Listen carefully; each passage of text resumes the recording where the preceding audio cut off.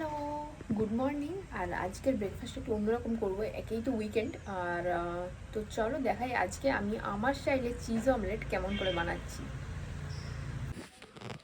তো দেখো এখানে আমি নিয়েছি 4টে ডিমের অংশ, আর নিয়েছি একটুখানি গোলমরিচ যেটা বাড়িতে ক্রাশ করা, হলুদ নিয়েছি, নিয়েছি নুন, আর এর ওপর থেকে দেবো একটুখানি পেঁয়াজ।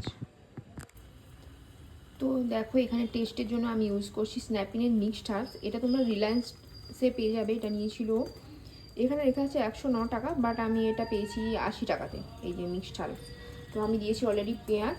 তো টেস্টের অদল বদলের জন্য একটুখানি মিক্সড হার্বসও দেবো। সো দেখো খেতেও ভালো লাগে এটা।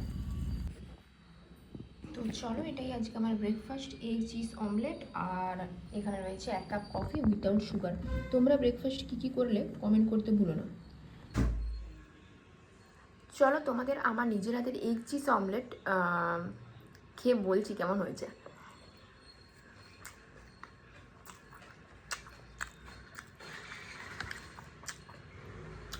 রয়েছে চিজ,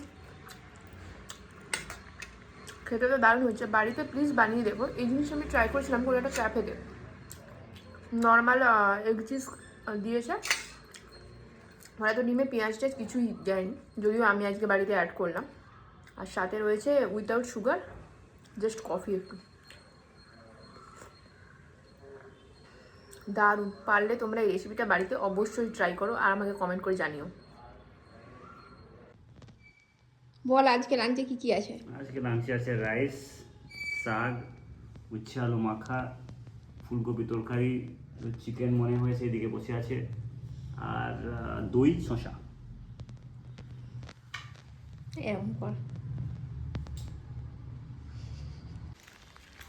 তো এখন বাজে রাত 10টা, আর আমরা বেরিয়েছি হাঁটতে।